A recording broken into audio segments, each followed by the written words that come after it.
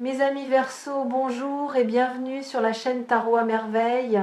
Pour votre tirage général, ceux qui me découvrent, soyez les bienvenus. J'espère que vous allez bien. Il y a longtemps, vous avez donné quelque chose. Vous ne vous en souvenez probablement pas. C'était petit, insignifiant à vos yeux. Quelques pièces peut être un billet, peut être un geste financier que vous avez fait sans réfléchir, sans calculer, sans attendre quoi que ce soit en retour. Peut être que vous avez payé le café de quelqu'un. Peut être que vous avez laissé un pourboire plus généreux que d'habitude. Peut être que vous avez prêté de l'argent en sachant qu'on ne vous le rendrait pas et que vous l'avez fait quand même parce que la personne en face avait besoin et que vous aviez la possibilité. Ce moment-là, ce geste-là, vous l'avez oublié, mais l'argent, lui, ne l'a pas oublié, parce que l'argent a une mémoire. Pas la mémoire des coffres-forts et des registres comptables, une mémoire énergétique.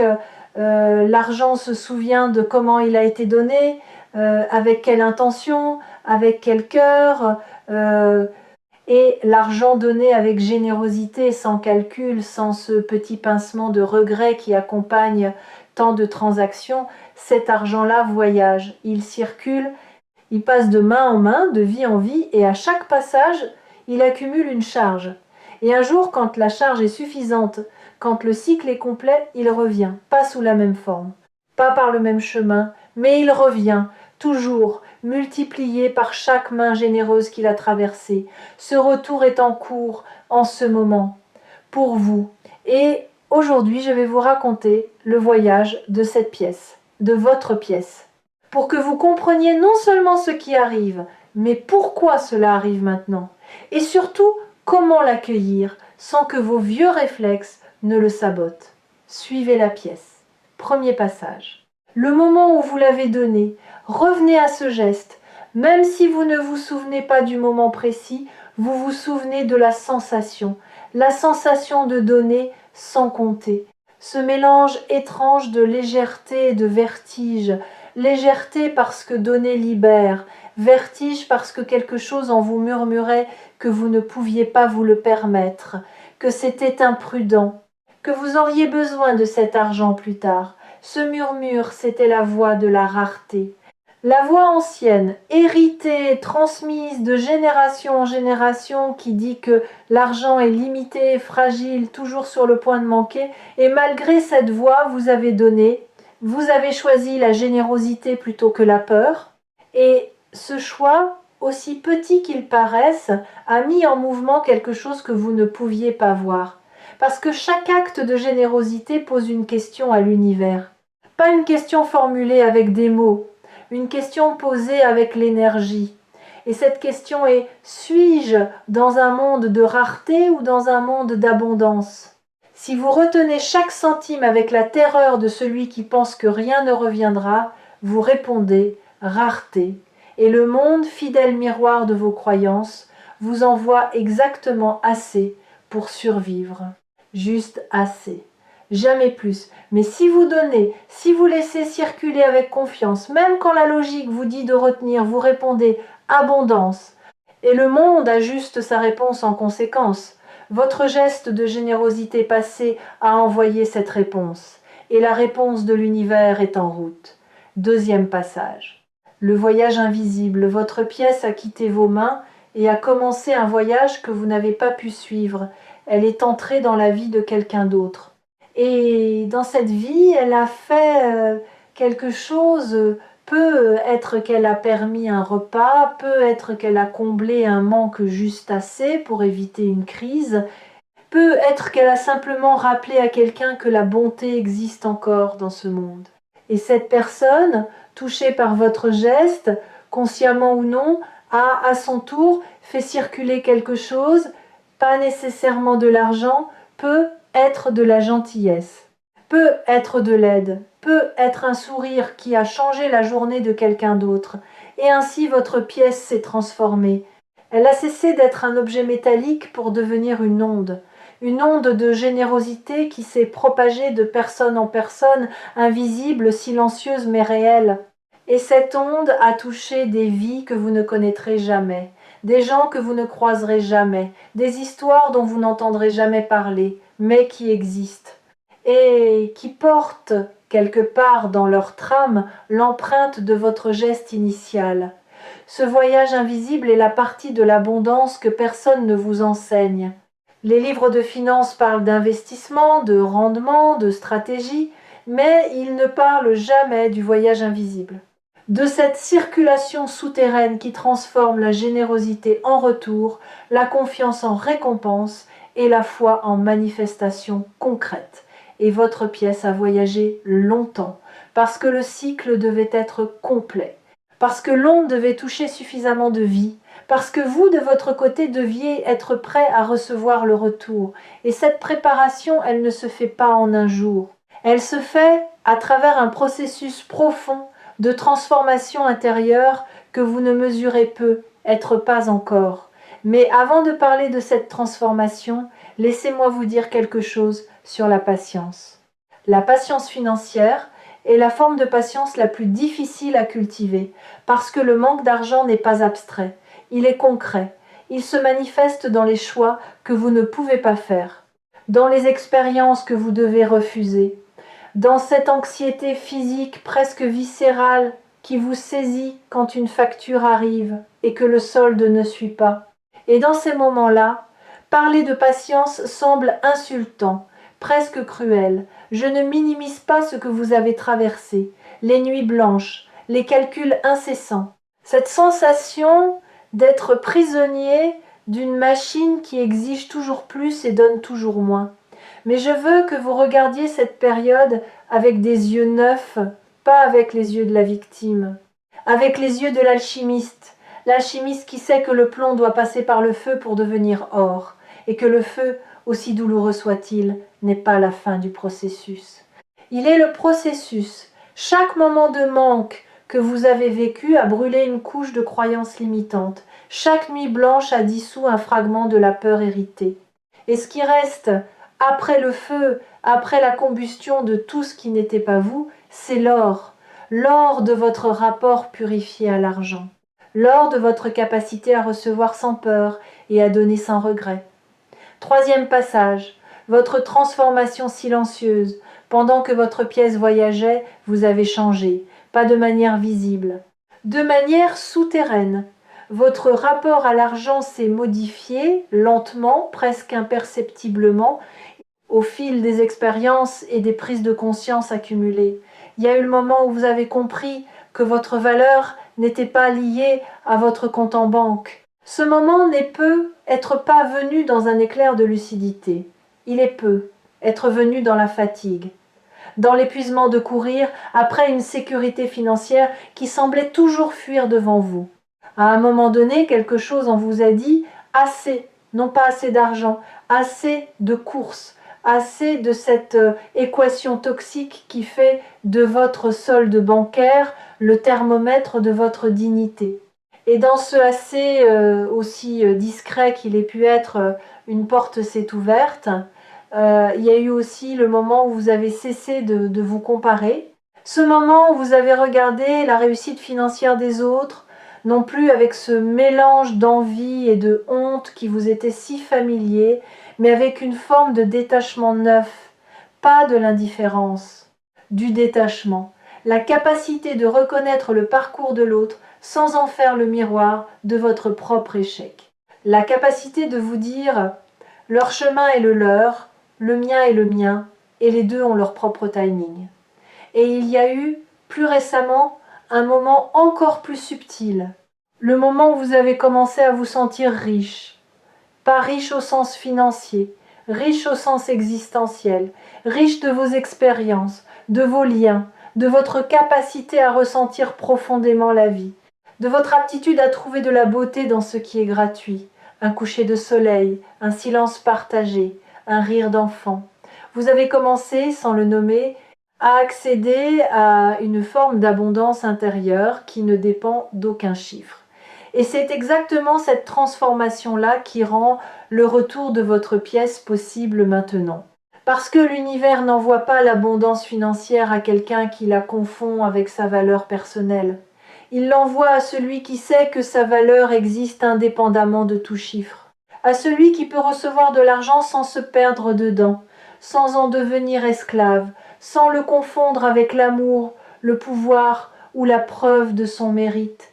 Vous êtes devenu cette personne. Et la pièce le sait. Il y a un phénomène que les scientifiques appellent le point de basculement. C'est le moment où une accumulation lente de petits changements produit soudainement un effet massif. L'eau qui chauffe degré par degré ne semble rien faire de spectaculaire. Puis à 100 degrés, elle se transforme en vapeur. Ce n'est pas le centième degré qui a fait bouillir l'eau. Ce sont les 99 qui l'ont précédé. Chacun a contribué, chacun était nécessaire, et aucun pris isolément ne semblait faire de différence. Votre transformation financière intérieure fonctionne exactement de la même manière. Chaque prise de conscience, chaque moment de détachement, chaque instant de gratitude pour ce que vous avez déjà a été un degré invisible, apparemment sans effet. Mais cumulé avec tous les autres, il vous a amené au point de basculement, ce point où la vapeur se forme, où l'énergie change d'état, où ce qui était de l'eau stagnante devient une force qui peut déplacer des turbines, vous êtes au point de basculement, les 99 degrés ont été atteints, le centième est en cours, et quand il sera atteint, la transformation sera visible pour tous, pas seulement pour vous, pour votre entourage. Pour les gens qui vous connaissent depuis longtemps et qui verront quelque chose changer dans votre manière de vous tenir face à l'argent, pas de l'arrogance, pas de la désinvolture, de la sérénité. Cette sérénité particulière de celui qui ne mendie plus et qui ne thésaurise plus, qui a trouvé cet équilibre rare entre la prudence et la confiance, entre le respect de l'argent et la liberté face à l'argent. Quatrième passage, les signes du retour. Les signes sont déjà là. Vous les avez peu. Être remarqué sans les relier entre eux. Une idée qui vous est venue sous la douche et qui ne vous quitte plus. Une conversation avec quelqu'un qui a mentionné une possibilité à laquelle vous n'aviez jamais pensé. Un blocage ancien qui s'est dénoué sans raison apparente, une dette qui s'est résolue, un problème administratif qui s'est réglé de manière inattendue. Ces événements ne sont pas des coïncidences. Ce sont les premiers frémissements du retour, les premières gouttes avant la pluie. Il y a aussi des signes intérieurs. Votre relation à la dépense a changé. Vous ressentez moins de culpabilité quand vous vous faites plaisir. Vous calculez moins obsessivement. Vous dormez un peu mieux malgré les incertitudes. Ce relâchement intérieur, aussi léger soit-il, est un signal puissant. Il indique que votre système nerveux, qui était programmé pour le mode survie financière, commence à se reprogrammer pour le mode réception. Et le mode réception est la fréquence sur laquelle l'abondance voyage. Si vous avez trouvé cette vidéo sur Tarot à merveille, considérez cela comme un signe supplémentaire, pas le moindre. Peut être le plus significatif de tous, parce que les messages ne trouvent pas les mauvaises oreilles, ils trouvent les oreilles prêtes, et vos oreilles sont prêtes. Cinquième passage, la nature de la somme. Parlons maintenant de cet argent inattendu qui arrive. Et soyons précis sur le mot inattendu. Inattendu ne signifie pas immérité. Inattendu signifie que la forme sous laquelle il arrive ne sera pas celle que vous aviez anticipée. Ce ne sera probablement pas un héritage tombé du ciel ou un billet de loterie gagnant. Ce sera plus subtil, plus intelligent, plus aligné avec qui vous êtes devenu. Peut être une compétence que vous possédez et que vous n'avez jamais monétisée parce que vous ne la considériez pas comme ayant de la valeur. Quelque chose que vous faites si naturellement, si facilement, que vous pensiez que tout le monde pouvait le faire, mais tout le monde ne peut pas. Et quelqu'un, quelque part, est prêt à reconnaître la valeur de ce que vous considérez comme ordinaire. Cette reconnaissance va prendre une forme financière, pas parce que votre talent a soudain changé, parce que votre perception de sa valeur est en train de changer.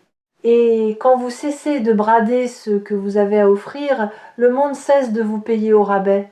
Peut être aussi une opportunité qui se présente dans un domaine que vous n'aviez pas envisagé.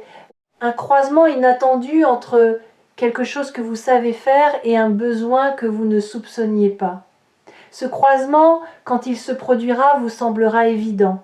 Vous vous direz « Comment n'ai-je pas vu cela avant ?» Et la réponse sera simple. Vous ne pouviez pas le voir parce que vos yeux étaient voilés par la croyance que l'argent ne pouvait venir que par les canaux traditionnels, les chemins balisés, les voies approuvées par la société. Mais l'abondance ne respecte pas les conventions. Elle emprunte les passages les plus inattendus, les fissures dans le mur, les interstices entre les certitudes, les espaces que votre mental avait déclarés vides. Il y a aussi une troisième possibilité que je perçois fortement. Quelqu'un va penser à vous pour quelque chose, pas parce que vous l'avez demandé, pas parce que vous avez fait du lobbying ou du réseautage ou de la promotion, parce que votre nom a traversé l'esprit de quelqu'un au moment exact où cette personne cherchait la solution à un problème que vous êtes capable de résoudre. Vous serez recommandé, mentionné, poussé vers une lumière que vous n'aviez pas cherchée. Et cette recommandation, ce geste de quelqu'un qui pense à vous en votre absence, est l'une des formes les plus pures du retour de la pièce, parce qu'elle prouve que votre impact dépasse votre présence physique, que vous avez laissé une empreinte dans l'esprit de quelqu'un, et que cette empreinte, aujourd'hui, devient un pont vers votre prochaine étape financière. Ne sous-estimez jamais la puissance d'une bonne réputation bâtie en silence.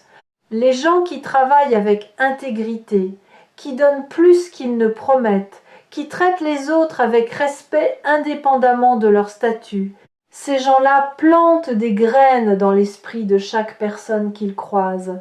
Et ces graines, un jour, fleurissent sous forme d'opportunités. Pas des opportunités bruyantes, des opportunités précises, calibrées, taillées sur mesure pour correspondre exactement à ce que vous êtes et à ce que vous pouvez offrir. 6e passage. Le piège du retour. Et voici la partie que je dois vous dire avec la plus grande clarté, parce que l'argent qui revient porte avec lui un test, pas un test punitif, un test de cohérence. Le test est simple. Quand cette somme arrivera, resterez-vous la personne que vous êtes devenue ou reviendrez-vous à la personne que vous étiez? La personne que vous étiez avait peur, elle accumulait par anxiété, elle retenait par terreur du manque. Elle se sentait coupable de posséder et honteuse de manquer. La personne que vous êtes devenue circule. Elle donne avec confiance. Elle reçoit avec gratitude. Elle comprend que l'argent est un flux, pas un stock. Que la richesse véritable se mesure à la vitesse à laquelle l'énergie circule à travers vous, pas à la quantité que vous parvenez à retenir. Le piège, c'est la régression. Quand l'argent arrive après une longue période de manque, les vieux réflexes se réactivent, la peur se réveille, l'anxiété reprend sa place, et soudain vous vous retrouvez à serrer les poings sur ce que vous venez de recevoir, terrifié à l'idée que cela disparaisse. Si vous cédez à ce réflexe, le flux se coupe, le robinet se ferme, et vous vous retrouvez exactement là où vous étiez avant, avec un peu plus d'argent mais la même peur, ce qui revient au même. La clé est de rester dans le mouvement, de continuer à circuler, de continuer à donner, même quand la peur dit de retenir, de continuer à investir en vous-même, dans vos rêves, dans votre bien-être, même quand la voix de la rareté murmure que vous devriez tout garder pour les jours difficiles. Les jours difficiles, vous les avez déjà traversés. Ils vous ont enseigné tout ce qu'ils avaient à enseigner. Il est temps d'appliquer ces leçons, pas de les revivre. Un mot que j'aimerais vous offrir ici. Un mot à garder comme une amulette contre la régression. Ce mot, c'est circuler. Quand vous sentez la peur se resserrer autour de votre argent, murmurez-le. Circulez, pas dépenser, pas dilapider, circulez. Comme le sang circule dans le corps. Si le sang s'arrête dans une artère, c'est la crise cardiaque. Si l'argent s'arrête dans vos poings serrés, c'est la crise d'abondance. Gardez le flux vivant, gardez le mouvement actif.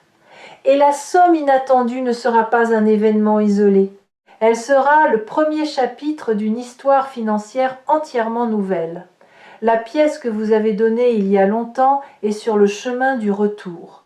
Elle a traversé des mains, des vies, des continents, peut être. Elle a semé dans chaque sol qu'elle a touché et récolté dans chaque cœur qu'elle a effleuré. Et maintenant, chargée de tout ce voyage, amplifiée par chaque acte de générosité qu'elle a inspiré, elle revient vers vous, non pas comme une pièce, comme une vague. Et cette vague porte avec elle plus que de l'argent. Elle porte la confirmation que vous vivez dans un monde d'abondance, que la générosité n'est pas une perte, que la confiance n'est pas de la naïveté, et que le cœur est un meilleur comptable que le mental ne le sera jamais. Les habitués des messages partagés sur Tarot à merveille reconnaîtront ici un thème qui revient sous des formes différentes, mais qui porte toujours la même.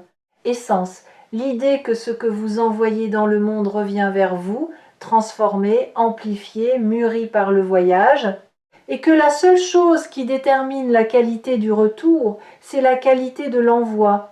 Vous avez envoyé de la générosité, vous recevrez de l'abondance, vous avez envoyé de la confiance, vous recevrez de la sécurité, vous avez envoyé de l'amour à travers chaque geste financier posé avec le cœur plutôt qu'avec la peur, et cet amour revient, sous la forme la plus concrète qui existe dans le monde matériel, sous la forme d'argent. Septième passage. L'accueil. L'argent est presque là, vous le sentez. Peut être pas encore dans votre portefeuille, mais dans votre corps, oui. Dans ce relâchement subtil des épaules qui se produit quand quelque chose en vous sait, avant la preuve que tout ira bien. Dans cette légèreté nouvelle que vous portez certains matins, sans raison logique, simplement parce que votre être profond perçoit l'approche du changement. Accueillez-le avec la dignité de quelqu'un qui ne mendie pas, mais qui ouvre la porte, avec la grâce de celui qui dit merci avant même de voir ce qui se trouve dans le paquet, avec la maturité de celui qui comprend que l'argent est un outil et non un maître, un serviteur et non un juge, un courant et non une destination. Quand la somme sera là, quand vous la tiendrez entre vos mains sous quelque forme qu'elle prenne, posez-vous une seule question, pas combien, pas comment la faire fructifier, pas comment la protéger. Une seule question, quelle part de cette somme vais-je remettre en circulation? Pas par obligation, pas par culpabilité, par intelligence, par la compréhension profonde que le flux qui vous a apporté cette somme est le même flux qui en apportera d'autres, et que ce flux se nourrit de mouvement, pas de stagnation. Il y a une dernière chose que je veux vous dire avant que cette pièce ne frappe à votre porte. L'argent qui arrive va changer votre vie, oui, mais pas de la manière dont les gens imaginent habituellement quand ils entendent changer sa vie financière. Il ne va pas vous transformer en une autre personne. Il ne va pas résoudre tous vos problèmes d'un coup. Il ne va pas remplir les vides que seul l'amour, le sens et la connexion humaine peuvent remplir. Ce qu'il va faire est plus discret et infiniment plus précieux. Il va vous donner de l'espace, l'espace de respirer, l'espace de choisir, l'espace de dire non à ce qui vous détruit et oui à ce qui vous nourrit, l'espace de prendre le temps de réfléchir au lieu de réagir dans l'urgence. Cet espace, cette marge de manœuvre, ce coussin entre vous et la survie, c'est la véritable richesse. Et c'est exactement ce que votre pièce ramène avec elle. Votre pièce est revenue, elle a fait le tour du monde, et elle frappe à votre porte. Ouvrez, sans peur, sans hésitation, sans ce regard anxieux par-dessus l'épaule qui cherche le piège dans chaque cadeau. Il n'y a pas de piège. Il n'y a que le résultat naturel d'une vie vécue avec le cœur ouvert dans un monde qui récompense exactement cela. Et ouvrez cette porte en sachant que derrière elle, il n'y a pas seulement une somme d'argent. Il y a la preuve tangible, matérielle, indiscutable, que votre manière d'être au monde porte ses fruits, que votre générosité n'était pas de la faiblesse, que votre confiance n'était pas de la naïveté, que votre patience n'était pas de la résignation. Tout cela était de la sagesse. Et La sagesse finit toujours par être récompensée. Et quand vous voudrez vous souvenir de pourquoi cette somme est venue, quand le doute murmurera que c'était de la chance, revenez sur Tarot à merveille. Revenez à ce voyage, à cette pièce, à ce geste que vous avez fait un jour sans y penser et qui, aujourd'hui, revient vous dire la chose la plus importante que l'argent puisse jamais dire, tu as bien fait de donner, tu as bien fait de croire. Et le meilleur est encore en route, bien plus grand que ce que vous osez imaginer, bien plus proche que ce que vous croyez.